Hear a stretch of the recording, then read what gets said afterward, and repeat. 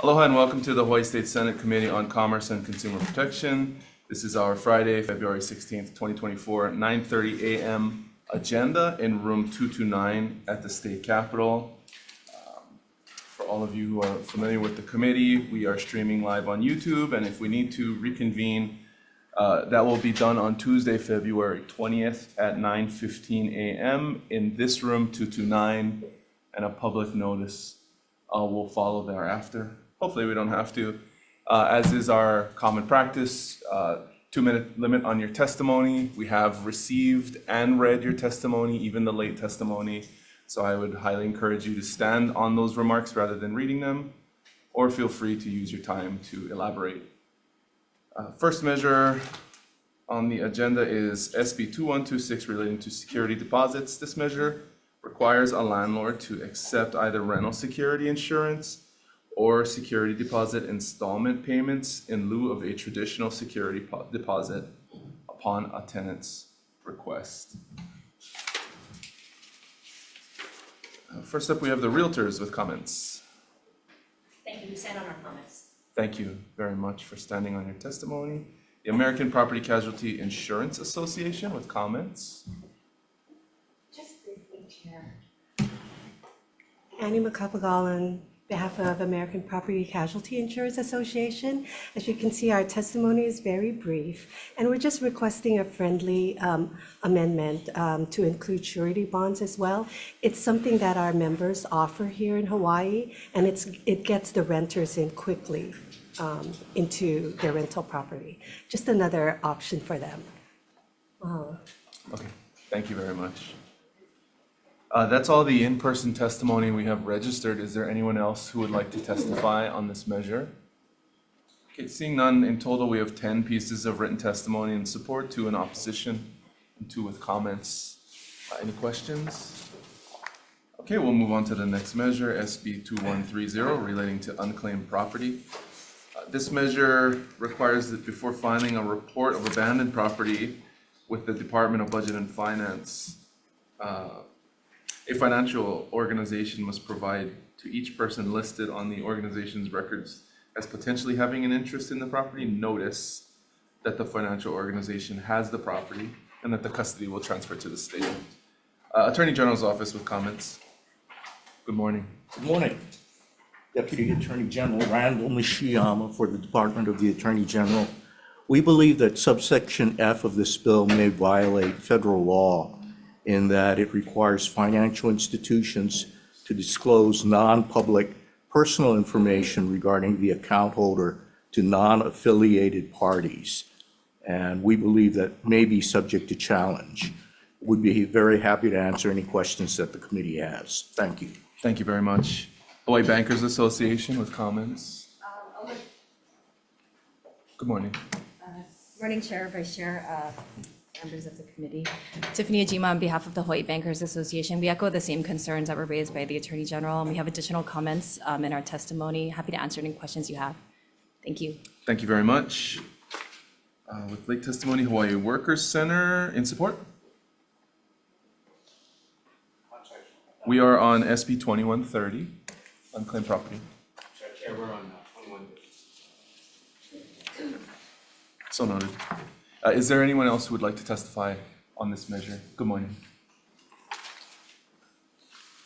Sorry, I thought our testimony went in. Stephanie Sakamoto on behalf of the Hawaii Credit Union League. We'll echo the comments from the Attorney General and from the Hawaii Bankers Association, and just note that the financial institution would not necessarily have information beyond what is provided by the account holder. Happy to answer any questions. Thank you. Thank you for that. I know that there has been some difficulty registering to indicate that you will be present live. We do have your written testimony for the record. So as the realtors have been doing for the past entire week, just feel free to come up. Yeah, it's not you, it's me. Is there anyone else who would like to testify? Okay, we have comments from the Commission to Promote Uniform Legislation and comments from the Department of Budget and Finance. Any questions? Okay, we'll move on. SB 2132 relating to the Residential Landlord Tenant Code. This measure amends the deadlines related to the repair of conditions that constitute health or safety violations and the payment of past due rent. We have David Chi in support. Hawaii Worker Center. I'm gonna ask the clerk to switch your, we have you listed for the prior measure, but, yeah. Please proceed. Chair, Vice Chair, my name is Sergio Alcubili. I'm the Executive Director of the Hawaii Worker Center. And we do support this bill. We just wanted to add the additional comments that for clarity and consistency's sake, that the 3 days and 12 days of business days also be converted to calendar days as it's currently listed as business days in the statute. We do want to share just the challenges we've had in enforcing the repair and deduct statute. We're organizing tenants in Waipahu where they don't currently have hot water. They don't have something as basic as a refrigerator or as a stove. We were dealing with a similar unit here on Young Street. And, we tried the repair and deduct statute. We wrote the letter to the landlord asking for the repairs. And in the end, the landlord would just evict them and just say that, they're going to demolish the building. The building still stands, so it's currently an issue. It's a big issue for our COFA migrants. A lot of them don't know their rights. A lot of them don't have the rental history where they can just move to another place if they're not happy with the unit. So a lot of them are stuck in that type of situation. The ones in Waipahu that we're organizing with Waipahu Safe Haven, they haven't had hot water for nearly 3 years. Now, when we did call the city referred us to the state, and then now the state, thankfully with the landlord tenant hotline, they referred us back to the city of Department of Planning and Permitting. And I just found out today that they're willing to send investigators out to that area. But we are asking if there is some sort of accountability for landlords. I know the landlord tenant code hasn't been updated in the last 30 years. And if we can take this time, if there's some sort of working committee that can, I know there's different landlord tenant bills on the agenda, but if there's something that we could do in terms of a working committee to make some recommendations. Thank you so much, Chair and Vice Chair and members of this committee for the opportunity to testify. Thank you very much. Is there anyone else who would like to testify? We also, just for the record, note that there's late testimony, written testimony in support from Waipahu Safe Haven Immigrant and Migrant Center. Members, any questions? Vice Chair. For Mr. Alcobila from Hawaii Workers Sergio, Union. there's a question. At the time that the tenant issues first arose on Young Street, we received photos and other documentation of some of the conditions affecting those units. And did the landlord ever have any kind of response, to those claims? Because I think it was covered fairly extensively in the media, where the conditions were so hazardous that it was really concerning to see how that particular landlord could be collecting rent when they did not have adequate safe living conditions. Yes, Vice Chair, it was completely unbelievable just to see some of the things that if you saw some of those pictures, right, and they've been living like that for years and months. When we did send that letter to the landlord responded with an eviction notice for everyone in that unit, for everyone in that building. She said that she was going to tear down the building because of the needed repairs. But as it stands, that building is still there and it's still occupied with tenants, but just not the tenants that had complained. So that's the biggest issue right now. It's just that fear of retaliation, and most of them are COFA migrants. Okay, thank you very much. Thank you, I Vice have a follow-up, Sergio. You're recommending a working group. We've heard a number of landlord-tenant bills, as you noted, in this committee. If we were to elect to adopt that recommendation and convene a working group, do you have an idea of what some of the necessary parties might be? Of course, there's certain state agencies. I know the DCCA, they don't have the enforcement arm and they can only provide objective information about it. But if the Legal Aid Society of Hawaii can be invited, I know that they need to be invited to be part of those conversations. And just for it to be balanced, even the Realtor Association, I think we do need a comprehensive approach in terms of a working committee. And I know it goes back and forth between the city and the state, but if there's a city representative on housing, that would be helpful in just in determining which agency or which avenue people should go through. I think if we elect to do that, maybe we can have that discussion offline. Thank you very much, Senator. Any other questions? Okay, we'll move to the next measure, SB 2315, relating to licensed professionals. This measure requires the DCCA to post the business address and business phone number of each licensed professional on its public website. DCCA with comments. Good morning. Good morning, Chair, Vice Chair, Senator Alani Kioki, Licensing Administrator with the Professional and Vocational Licensing Division. The division offers comments on this measure. We would like to point out that this is an unfunded mandate if this bill is enacted. We currently do collect business addresses for business entities. We do not do so, though, for individual licensees. With this additional requirement, we currently have 171,000 records that we would need to update. If the committee is inclined to pass this out, we do ask for a defective date of July 1st. Thank you. You're welcome. We also have opposition testimony from Natalie Iwasa in writing. Is there anyone else who would like to testify? Members, questions? Okay, we'll move on to SB 2834, relating to the Landlord-Tenant Code. This measure amends the Landlord-Tenant Code to provide for a process to dispense of property and return the premises to a landlord when there is a death of a tenant. David Chi, in support. Okay, is there anyone else who would like to testify? Okay, seeing as there are no questions, we can't ask anyone any questions. We'll move on to SB 2850, relating to cemeteries. This measure authorizes the DCCA director to appoint an organization as the limited owner of a cemetery under certain circumstances. DCCA in support. Good morning. Good morning, Chair, Vice Chair, members of the committee. Chelsea Fukunaga on behalf of the Cemetery and Funeral Trust Program, testifying in support of this measure. This bill will permit the director of the DCCA to appoint a limited owner of a cemetery for which no owner can be found, and will authorize the limited owner to file complaints with the appropriate law enforcement authorities against persons engaged in wrongful acts at the cemetery, and install security measures to deter trespassers from entering the property. Although the proposed amendments to Chapter 662D will not solve all the concerns regarding sunset, the department hopes that this measure will create a foundation for securing the property and supporting community efforts to keep the cemetery clean and free of crime. Thank you. Thank you very much. We have Megan Mauricio in support in writing, and we have late testimony from Larry Verre of the Pearl City Neighborhood Board. Oh, good morning. Good morning and aloha, Chair, Vice Chair, and committee members. Thank you for allowing me to provide testimony. You've probably seen me in the press, Channel 2 primarily, and Channel 4. Sunset Memorial Park Cemetery, it's had problems for the last 12 years, ever since the owner passed away. I'm the chair of the Pearl City Neighborhood Board. I've also, because I'm a hands-on type chair, this problem has festered for years. I had to get more involved, so I've put together a nonprofit, and I'm surrounded by female proven leaders that are gonna help me turn the cemetery around. For the last 10 years, the homeless have come in and pillaged the cemetery.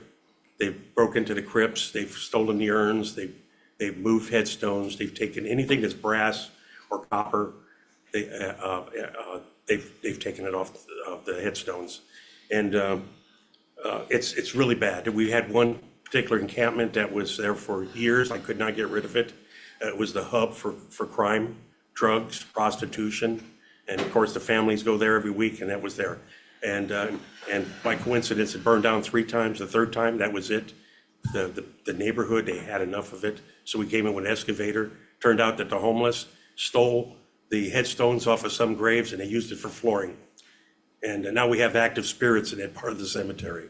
But our board is in total support. We passed out resolutions on this, and I'm representing the hundreds of families that have come to me asking for help. I do ask you a special case. SB 2850 amends Chapter 662D Hawaii Revised Statutes, which allows the DCCA to appoint a limited owner, and of course, allow trespassing. This is good. This will really help out if our nonprofit gets selected. I ask that you add 2 more provisions for me to successfully turn that cemetery around. I need these. 1, accountability. If my nonprofit is chosen, guarantee by the end of the year, the DCCA every year will get progress reports. If we don't get chosen, somebody needs to be accountable. And then lastly, we need to have to be able to sign contracts so we could trim the trees, electrical, water, and possibly integrate PV. Okay. And- Thank you. But thank you so much. Thank you very much. That's all the testimony we've received on this measure. Is there anyone else who would like to testify? Members, questions? All right, we'll move on to the next measure, SB 2861, relating to exclusive listing agreements. This measure makes it unlawful for an exclusive listing agreement to last longer than 12 months from the date the agreement was made. Office of Consumer Protection and Support. Good morning. Thank you and good morning. Mana Moriarty, Office of Consumer Protection. Strong support for this measure. We'll just point out that 16 states in the past 2 years have passed a bill similar to this into law to prevent the types of predatory contracts that tie up a homeowner for 30 or 40 years in some instances. If they breach that contract, they're going to be liable for damages and they're going to have a lien filed on their property. What's happened in Florida and throughout the Southeast and the South is that thousands of these liens have been recorded with the potential to rob homeowner equity. Strong support for this bill. Happy to address any comments raised by the other testifiers, and we appreciate your consideration. Thank you. Thank you very much.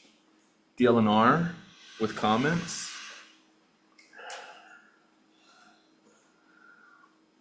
Good morning. Good morning, Chair, Vice Chair, members of the committee. Les Kobata, the registrar with the Bureau of Conveyance, and sending on our testimony with comments and concerns.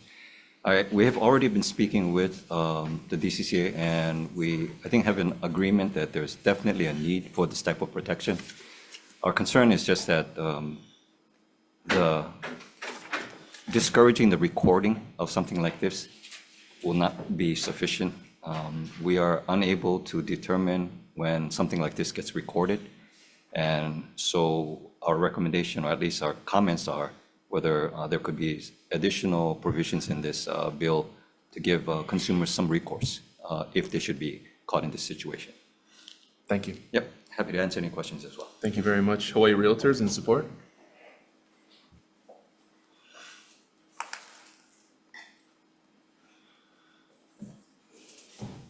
Thank you, Chair, Vice Chair, and members. My name is Lindsay Garcia from Hawaii Realtors. So we're actually in very strong support of this bill as we echo the comments that DCCA has made, that bill is addressing a very bad practice that's occurred on the mainland. And we fully acknowledge that and support the intent of this measure. We do have friendly amendments. We just suggest that, there could be a situation, for instance, in the new build, where it takes longer than a year for a building to get built, that there may be a situation where you'd want to have an agreement beyond 12 months, or at least the option for both parties, if they agree, to be able to extend the agreement, should there be a situation where it's warranted. Thank you. Thank you very much. AARP in support? Good morning. Good morning. I'm Audrey Suga Nakagawa, the Advocacy Director for AARP Hawaii, and we stand in strong support of this particular bill. We really appreciate these type of safeguards that would protect our homeowners, especially our older homeowners who would be more vulnerable to any type of misleading practices. And so thank you very much for allowing us to testify in strong support. I know the AARP state offices in the other states have also supported similar measures, so thank you. Thank you very much. That's all the testimony we've received on this measure. Is there anyone else who would like to testify? Members, questions? Okay, I have a question for DLNR. Mr. Kobata, if we were to defer decision-making on this measure, could we work with your office on some language that might allay your concerns? Sure, most definitely. Okay, great. Thank you very much. All right, we'll move to the next measure, SB 2730, relating to transparency. This measure requires not-for-profit mutual benefit societies to include in annual statements the compensation provided to each executive officer and board member for the preceding calendar year and a description of each position. DCCA Insurance Division with comments. Good morning. Good morning. Good morning, Chair, Vice Chair, Senator Richards. Gordon Ito testifying on behalf of DCCA Insurance Division. This bill already duplicates what we have. We have the ability, and we have been collecting the annual supplemental compensation exhibit for Mutual Benefit Society. What we don't have is clear statutory authority to release it publicly. And so this is the amendment that we have in our testimony, would suggest language that would grant us authority to release information for the supplemental compensation agreement. And we also want to note that we could actually collect supplemental compensation information for all lines of insurance in Hawaii. Just historically, we only collected Mutual Benefits Society. Thank you. HMSA with comments. Good morning. Good morning, Chair, Vice Chair, Senator. We provided comments and it echoes actually the Commissioner's sentiments that we believe it's duplicative of the process that we already submit the supplemental compensation exhibit. We provided amendments, but we actually support the Commissioner's amendments. We believe that it also promotes transparency. Thank you. Thank you very much. That's all the testimony we've received. Is there anyone else who would like to testify? Okay, questions, Vice Chair? I guess my question is for Commissioner Ito. With respect to the language that both HMSA and your office have submitted, it seems that your recommendation more directly addresses that issue that I believe OIP has referenced in the past. Is that something that in this instance would clearly identify what the public interest was by saying disclosure of such records shall not constitute a clearly unwarranted invasion of personal privacy under section 92F13? Because that would seem to be It will specifically state that there's no expectation and that statutorily we have the authority to release that supplemental compensation exhibit. Because I think if we can, remove that set of issues, then your division, which is already collecting that information, would be able to dispose of some of these questions fairly simply. Yes, Senator. If we believe the language that we have in our testimony would clearly settle that issue. Okay, thank you. Any other questions? Okay, seeing none, I'd just like to note, it's about 5 minutes to 10. There's a rather urgent meeting that has come to our attention in the committee that begins at 10. So my intention is to defer decision-making on this agenda to Tuesday, February 20th at 9:15 a.m. I would like to get through the remainder of the agenda so that the bills are all heard and are ready to move. There's not that many left, and I think we have mostly professionals in here, so I'm not saying hurry up, but I just want to let everyone know that our intention is to defer DM on this agenda, okay? Next measure is SB 2112. Relating to installment loans, this measure amends the definition of the term installment lender to clarify that the law is not intended to eliminate the ability of lenders to make low interest rate loans under the interest and usury law. There's some definitional changes. DCCA, Division of Financial Institutions, in support, online.